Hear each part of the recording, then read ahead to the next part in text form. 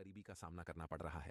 अब धीरे धीरे वह पंडित और उसकी पत्नी दोनों ही बहुत बूढ़े हो चुके थे और अब उस पंडित के शरीर में इतनी शक्ति भी नहीं बची थी कि वह किसी नगर में भगवान भोलेनाथ की कथा करने के लिए जा सके।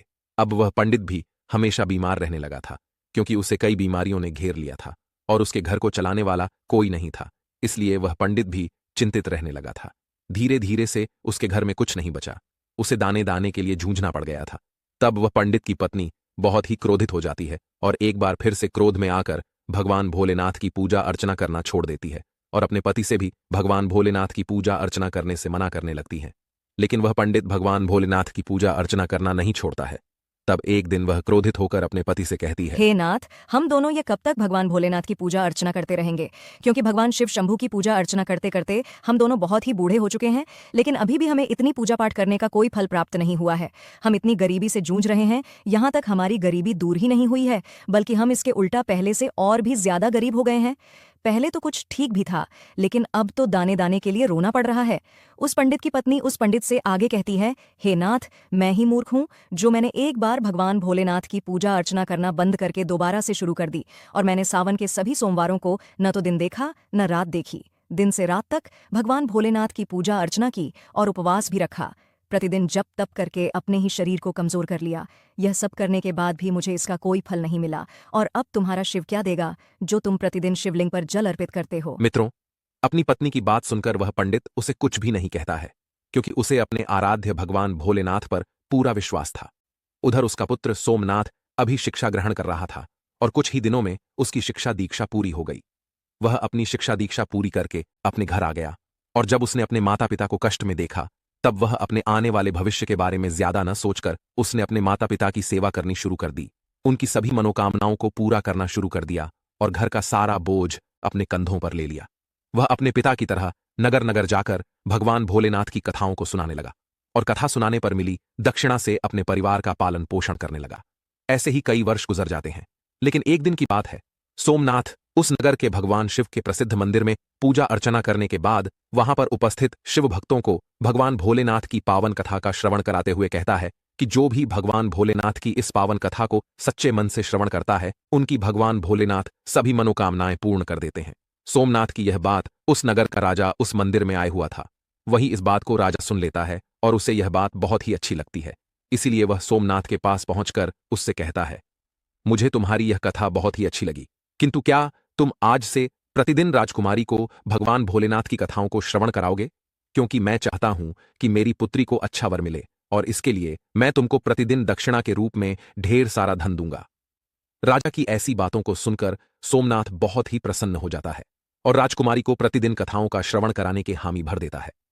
फिर उसके बाद राजा ने सोमनाथ को अपने राजमहल में राजकुमारी को प्रतिदिन कथाओं का श्रवण कराने के नियुक्त कर लिया और अब सोमनाथ प्रतिदिन उस नगर के राजा की पुत्री को कथा सुनाने लगा और राजकुमारी को कथा का श्रवण कराने पर दक्षिणा के रूप में जो कुछ धन मिलता था, उसी धन से वह अपने परिवार का पालन पोषण करने लगा। किंतु सोमनाथ की माता को यह बात अच्छी नहीं लगती थी और वे इस पर प्रसन्न भी नहीं रहती थीं, क्योंकि उन्हें अपने पुत्र के आने वाले भविष्य की चिंता थी। इसलिए वे प्रतिदिन इस बात को लेकर बहुत ही चिंतित रहती थीं। फिर एक दिन पंडित की पत्नी अपने पति से कहती है, हे नाथ, मुझे अपने पुत्र के भविष्य की चिंता हो रही है, क्योंकि हमारा जीवन तो किसी तरह से कट गया है, लेकिन मुझे हमारे पुत्र के आने वाले भविष्य की चिंता है। हमारे मरने के बाद उसका क्या होगा? क्या हमारी भक्ति पूजा पाठ का कभी कोई फल नहीं मिलेगा? क्या भगवान भोलेनाथ को हमारा दुख दिखाई नहीं देता है? हमारा पुत्र राजा के महल से दक्षिणा में जो भी धन लाता है, माना कि उस धन से हमारे पूरे परिवार का पालन पोषण हो जाता है, लेकिन बाकी की सभी मनोकामनाओं का क्या? वे कैसे पूरी होंगी? अब क्या हम सिर्फ अपना पेट भरने के लिए ही जिए? ईश्वर ने अपनी आंखें क्यों बंद कर रखी हैं? क्या हमारे पुत्र को हमारी तरह ही जीवन भर गरीब रहना पड़ेगा? मित्रों, जब माता पार्वती जी ने उस पंडित की पत्नी की करुण पुकार को सुनी, तब वे शीघ्र ही भगवान भोलेनाथ के पास जा पहुंची। तब भगवान भोलेनाथ जी ने पूछा कि हे देवी पार्वती, आज आप बहुत चिंतित लग रही हैं। फिर माता पार्वती जी भगवान भोलेनाथ जी से कहती हैं, हे शिव शंभू, आप तो त्रिकालदर्शी हैं, आपको तो सब कुछ पता होता है, किंतु आप फिर भी यह प्रश्न कर रहे हैं। चलिए, मैं आपको बता देती हूँ कि मैं इतना चिंतित क्यों हूँ। मेरी चिंता का कारण है वह पंडित और उसकी पत्नी। आप उन दोनों की परीक्षा क्यों ले रहे हैं? हे प्रभु, वह पंडित तो आपका परम भक्त है, लेकिन आपने सिर्फ उसके जीवन को कठिनाइयों से ही भरा है, उसे कभी भी उसके द्वारा पूजा करने का फल नहीं दिया। इसलिए मेरी आपसे विनती है कि अब आप उसके जीवन के सभी दुखों का नाश करें, अन्यथा कहीं ऐसा न हो कि वह पंडित और उसकी पत्नी आपका पूजा पाठ करना ही बंद कर दें और कहीं उसके मन में आपके प्रति श्रद्धा विश्वास समाप्त ना हो जाए। माता पार्वती जी की इन सभी बातों को सुनकर भगवान भोलेनाथ माता पार्वती जी से कहते हैं, हे देवी पार्वती, आप चिंतित मत होइए, क्योंकि हमने उस ब्राह्मण के भाग्य के उदय का बीज बो दिया है। अब हम दोनों को उस पंडित के घर जाने का समय आ गया है और पृथ्वी लोक पर जाकर हमें शिवलीला करनी है। इतना कहकर भगवान भोलेनाथ जी माता पार्वती जी के साथ पृथ्वी लोक की ओर चल देते हैं और पृथ्वी लोक पर पहुंचकर दोनों साधु का रूप धारण कर लेते हैं। साधु का रूप धारण करने के बाद उस पंडित के घर के समीप पहुंच जाते हैं और जोर जोर से आवाज लगाते हुए कहते हैं, अलख निरंजन, घर में कोई है। तब उनकी आवाज सुनकर वह बूढ़ा पंडित घर से बाहर निकलता है और उन्हें प्रणाम करते हुए कहता है, हे मुनिवर, आपका स्वागत है। बताइए, मैं आपकी किस तरह से मदद कर सकता हूं।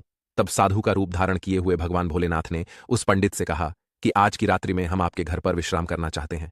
तब वह पंडित अपने मन में सोचने लगा कि ये तो हमारे अतिथि है, मुझे इन्हें मना नहीं करना चाहिए, क्योंकि अगर इन्हें बुरा लग गया तब ये मेरे पूरे परिवार सहित श्राप दे सकते हैं। लेकिन मैं किस तरह से इनका अतिथि सत्कार करूंगा, क्योंकि जैसे तैसे करके मेरा पुत्र जो धन लेकर आता है उससे किसी तरह से हमारे परिवार का पालन पोषण होता है और कुछ भी नहीं बच पाता है, इसलिए मैं इनके भोजन का प्रबंध कैसे कर सकता हूं। अपने मन में इतना सोचकर उसने कहा कि हे मुनिवर, मेरा पुत्र इस नगर के राजा की पुत्री को कथा सुनाकर दक्षिणा में जो भी धन लाता है उसी से एक वक्त के लिए हम तीनों के भोजन की पूर्ति होती है, इसलिए मैं कुछ भी करके सिर्फ एक समय के लिए ही भोजन का प्रबंध कर सकता हूं। तब साधु का रूप धारण किए हुए भगवान भोलेनाथ जी ने उस पंडित को एक पात्र देकर उससे कहा, हे पुत्र, आज से तुम अपनी पत्नी से कह देना कि इस पात्र में भोजन बनाया करो, तो हम सभी के लिए दोनों वक्त का भोजन बन जाया करेगा। फिर इस प्रकार से उस पात्र में भोजन बनाने से सभी के लिए दोनों वक्त के भोजन की पूर्ति हो जाती है। यह दृश्य देखकर तीनों बहुत ही आश्चर्य में पड़ गए थे और बहुत ज्यादा भयभीत भी हो गए थे। मित्रों, उसके अगले दिन सुबह उठकर सोमनाथ राजकुमारी को कथा सुनाने के लिए जा ही रहा था कि तभी अचानक से साधु का रूप धारण किए हुए भगवान भोलेनाथ जी ने सोमनाथ से पूछा कि हे पुत्र, तुम कहां जा रहे हो। तब सोमनाथ उनसे कहता है, हे मुनिवर, मैं तो अब इस नगर के राजा की पुत्री को कथा का श्रवण कराने के लिए जा रहा हूं। तब साधु का रूप धारण किए हुए भगवान भोलेनाथ जी ने सोमनाथ से कहा कि हे पुत्र, आज जब तुम राजकुमारी को कथा का श्रवण कराने के लिए जाओ तो तुम उससे पूछना कि वह अपनी किस मनोकामना की पूर्ति होने के लिए प्रतिदिन भगवान भोलेनाथ की कथा का श्रवण करती है। यह सुनकर सोमनाथ राजमहल में पहुंच जाता है और राजकुमारी को कथा का श्रवण कराने लगता है। राजकुमारी को कथा का श्रवण कराने के बाद सोमनाथ उसी प्रश्न को राजकुमारी से पूछता है कि तुम अपनी किस मनोकामना की पूर्ति होने के लिए प्रतिदिन कथा का श्रवण करती हो। तब राजकुमारी सोमनाथ से कहती है, मैं अपनी इस मनोकामना की पूर्ति होने के लिए प्रतिदिन भगवान भोलेनाथ की कथाओं का श्रवण करती हूँ, जिससे मुझे ऐसा कोई वर मिले जिसकी चर्चा पूरे नगर में सभी करें।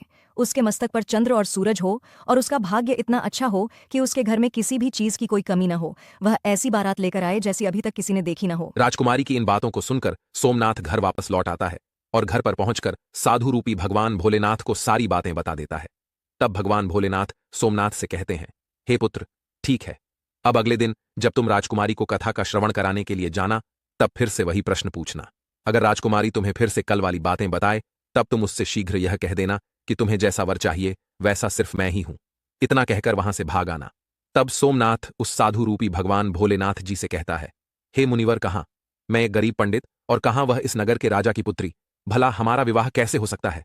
और मेरा घर तो उसके द्वारा दी दक्षिणा पर चलता है, लेकिन जब यह बात राजा को पता चलेगी कि मैं उसकी पुत्री से विवाह करना चाहता हूं तो वह मुझे मेरे पूरे परिवार के साथ मृत्युदंड दे देगा। इसलिए आप मुझे क्षमा कर दीजिए, क्योंकि मैं ऐसा नहीं कर सकता हूं।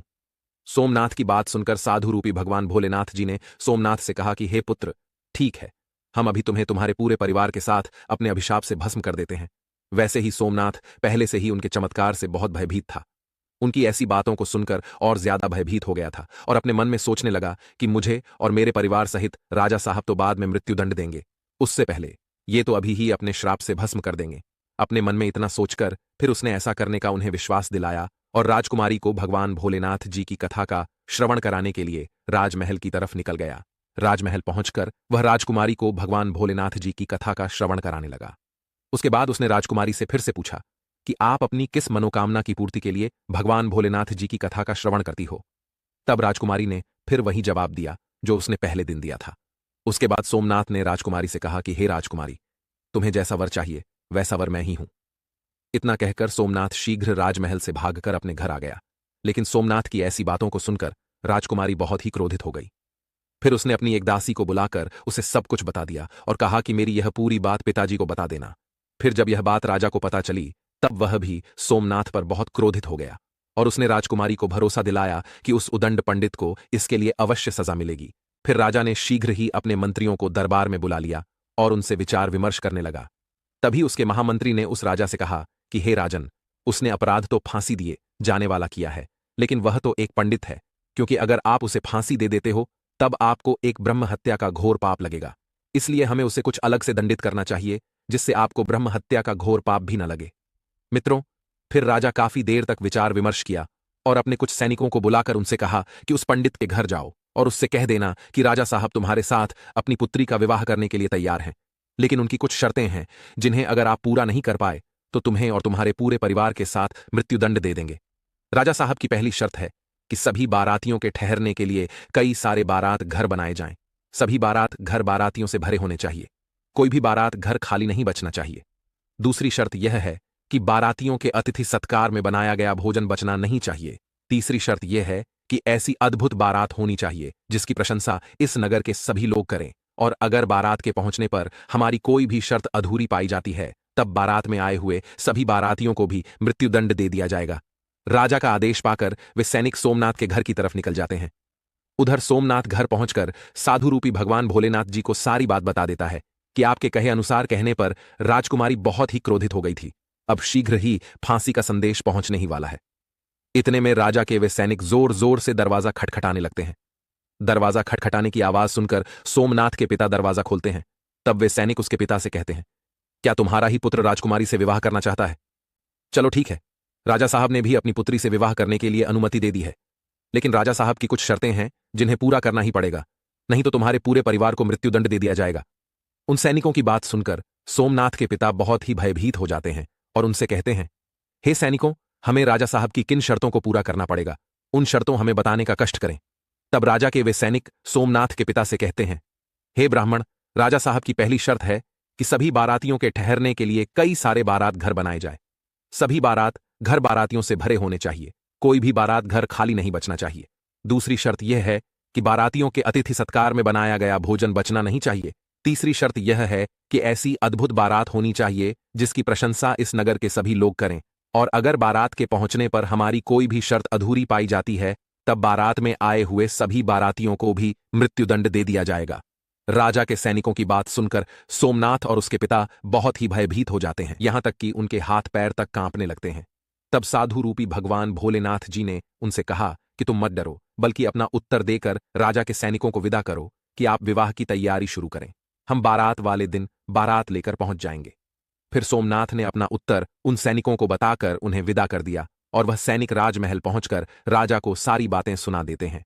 लेकिन जब राजा को सोमनाथ की तरफ से सकारात्मक उत्तर प्राप्त होता है तब वह बड़े ही आश्चर्य में पड़ जाता है और वह अपने मन में सोचने लगता है, आखिर वह गरीब पंडित किसके भरोसे पर इतनी दुर्लभ शर्त के बावजूद भी मेरी पुत्री से विवाह करने के लिए तैयार है? क्या मेरा कोई दुश्मन उसका साथ दे रहा है? इसी तरह के कई विचार उसके मन में उठते रहते थे। उसके बाद उसने उस नगर के कई घरों को बारात घर की तरफ सजवा दिया और कई सारे तंबू का प्रबंध भी कर दिया। राजा यह सब यह सोचकर कर रहा था कि कहां वह पंडित इतने अधिक बारातियों को ला पाएगा, और जब अधिक बाराती न आने पर वह मेरी शर्त हार जाएगा, फिर वह उसे पूरे परिवार सहित मृत्युदंड दे देगा। इधर सोमनाथ उस नगर में जिसे भी अपनी बारात में चलने के लिए कहता था वह उसे यह कहकर मना कर देता था कि नहीं, मुझे इतनी जल्द नहीं मरना है, तुम्हारा तो अंतिम समय निकट आ गया है, इसलिए हम तुम्हारे साथ बारात में मरने के लिए क्यों जाए। उन सभी की ऐसी बातों को सुनकर सोमनाथ बहुत ही परेशान रहने लगा था, क्योंकि अभी तक उसके साथ बारात में चलने के लिए कोई भी व्यक्ति तैयार नहीं हुआ था। फिर विवाह का दिन भी आ गया और विवाह वाले दिन सोमनाथ और भी ज्यादा चिंतित था। जब साधु रूपी भगवान भोलेनाथ जी ने सोमनाथ को बहुत परेशान देखा तब वे सोमनाथ से बोले कि हे पुत्र, आज तो तुम्हारा विवाह है और आज के दिन भी तुम इतना परेशान हो रहे हो। बताओ, तुम किसी बात को लेकर इतना चिंतित हो रहे हो? तुम हमारे रहते हुए चिंतित मत हो, हम तुम्हारे साथ हैं। तब सोमनाथ ने भगवान भोलेनाथ जी से कहा कि हे मुनिवर, क्या फायदा आपको बताने का, मेरा तो भाग्य ही खराब है। वैसे भाग्य में जो लिखा होता है वही होता है। यही कहकर तैयार होकर उनके साथ राजमहल की तरफ चल देता है। मित्रों, फिर भगवान भोलेनाथ जी ने सोमनाथ की बारात में चलने के लिए सभी देवताओं, भूत प्रेतों और गंधर्वों को मनुष्य रूप में सोमनाथ की बारात में चलने के लिए आमंत्रित कर लिया और सोमनाथ की बारात में शामिल कर लिया, जिसके कारण सभी बारात नाचते हुए बारात घर पहुंच गए। जब सोमनाथ की बारात पहुंची तब इतने सारे बाराती आए हुए थे कि राजा द्वारा सजवाए गए सभी बारात घर और यहां तक कि सभी तंबू बारातियों से भर गए और कुछ बारात तो बिना तंबू के बाहर ही रह गए। फिर जब राजा के पास सूचना भिजवाई गई कि बारातियों के ठहरने के लिए बारात घर और तंबुओं में जगह नहीं बची है, ठहरने के लिए और प्रबंध कराया जाए, तब राजा अपने मन में सोचने लगा कि अभी तो कोई भी उसके साथ बारात में आने के लिए तैयार नहीं था और अब कहां से इतने बाराती आ गए हैं। मुझे एक बार चलकर देखना चाहिए। इतना सोचकर राजा तुरंत ही वहां पहुंच गया और जब भगवान भोलेनाथ जी ने राजा को बारात में आया हुआ देखा तब उन्होंने शुक्र और शनिदेव को बच्चा का रूप धारण करवा दिया और उन्हें भूख के कारण विलाप करवा दिया। इधर जब उस राजा ने दोनों बच्चों को जोर जोर से विलाप करते हुए देखा तब उसने भगवान भोलेनाथ जी के पास पहुंचकर उनसे पूछा कि हे महात्मा, ये बच्चे इतना विलाप क्यों कर रहे हैं। तब साधु रूपी भगवान भोलेनाथ जी ने उस राजा को जवाब देते हुए कहा कि ये दोनों बच्चे बहुत भूखे हैं, इसलिए ये इतना विलाप कर रहे हैं। फिर राजा ने उन दोनों बच्चों को भोजन करने वाले स्थान पर भेज दिया। उसके कुछ ही देर बाद राजा के सैनिकों ने उनके पास आकर बताया कि हे राजन, वे दोनों बच्चों ने तो सारा भोजन समाप्त कर दिया है और फिर भी वे दोनों जोर जोर से चिल्ला रहे हैं कि उन्हें भूख लगी है। अपने सैनिकों की ऐसी बातों को सुनकर राजा बहुत ही परेशान हो जाता है, क्योंकि अब उसका सारा अहंकार चूर चूर हो गया था। फिर वह साधु रूपी भगवान भोलेनाथ जी के चरणों में अपने दोनों हाथों को जोड़कर बैठ गया और उनसे कहने लगा कि हे साधु महाराज, अब मेरी लाज आपके ही हाथ में है। तब भगवान भोलेनाथ जी ने उस राजा से कहा कि कोई बात नहीं, सब कुछ ठीक हो जाएगा। आप राजमहल जाकर बारात की अगुवानी की तैयारी शुरू कीजिए। फिर राजा ने उस नगर के सभी घरों को अच्छी तरह से सजवाया और पूरे नगर को एकदम दुल्हन की तरह सजाया गया। सोमनाथ भी विवाह की पोशाक में किसी राजकुमार से कम नहीं लग रहा था। सोमनाथ के सेहरे को चांद और सूरज से सजाया गया था और अगुवानी के समय सोमनाथ एक सुंदर से रथ में बैठकर राजमहल की तरफ जाने लगा। उस रथ के आगे कई सारे बाराती बैंड बाजे नाच रहे थे और कई बाराती हाथ में मुद्राएं लेकर एक दूसरे पर न्यौछावर करके इधर उधर उछाल रहे थे। सोमनाथ की बारात के ऐसे दृश्य को देखकर उस नगर के कुछ लोग कहने लगे कि इस पंडित का भाग्य तो देखो, इसके मस्तक के सेहरे को चांद और सूरज से सजाया गया है और इसके चारों तरफ से इस प्रकार धन लक्ष्मी उछाली जा रही है जैसे किसी धनवान राजा की बारात निकल रही है, और ऐसी बारात तो हमने अपने जीवन में कभी देखी भी नहीं है और ना आगे देखने की उम्मीद है। यह पंडित तो भाग्य का बहुत धनी है। प्रजा की ऐसी बातों को सुनकर माता पार्वती जी भगवान भोलेनाथ जी से कहती हैं, हे प्रभु, यह तो सत्य है कि आपकी कृपा जिस भी मनुष्य पर हो जाती है उसके लिए अन्न धन भंडार के ताले खुल जाते तब हैं। भगवान भोलेनाथ जी माता पार्वती जी से कहते हैं, हे देवी पार्वती, जो भी भक्त मेरी श्रद्धा भाव से पूजा अर्चना करते हैं, मैं उनकी पूजा अर्चना का फल अवश्य देता हूं और उन्हें तभी तक दुखों को झेलना पड़ता है जब तक कि उनके पाप कर्म नष्ट नहीं हो जाते हैं। जैसे ही उनके पुण्य कर्मों का उदय होता है वैसे ही उसके भाग्य के बंद पड़े दरवाजे खुल जाते हैं। फिर सोमनाथ और राजा की पुत्री का विधिपूर्वक विवाह हो जाता है और वह राजकुमारी को डोली में बिठाकर अपने घर ले आता है। मित्रों, जो भी भक्त सावन मास में प्रतिदिन भगवान भोलेनाथ जी की कथाओं का श्रवण किया करती है उसे भी राजकुमारी की तरह ही सुंदर वर प्राप्त होता है, क्योंकि राजकुमारी ने प्रतिदिन भगवान भोलेनाथ जी की कथाओं का श्रवण किया था, इसलिए उसे उसकी कामना के अनुसार अच्छा वर मिला था। भगवान भोलेनाथ जी और माता पार्वती जी की कृपा से अब सोमनाथ बहुत ही धनवान व्यक्ति बन गया था। उसके घर में किसी भी चीज की कोई कमी नहीं थी। उसके बाद सोमनाथ की मां ने फिर से भगवान भोलेनाथ जी की पूजा अर्चना करना शुरू कर दी और प्रतिदिन ढेर सारा धन गरीबों में बांटना शुरू कर दिया और साथ ही साथ वह प्रतिदिन भगवान भोलेनाथ जी की कथाओं का श्रवण भी करने लगी थी। मित्रों, भगवान भोलेनाथ जी की प्रतिदिन कथाओं का श्रवण करने और पूजा अर्चना करने का शुभ फल प्राप्त होता है। इसलिए एक बार सावन मास में भगवान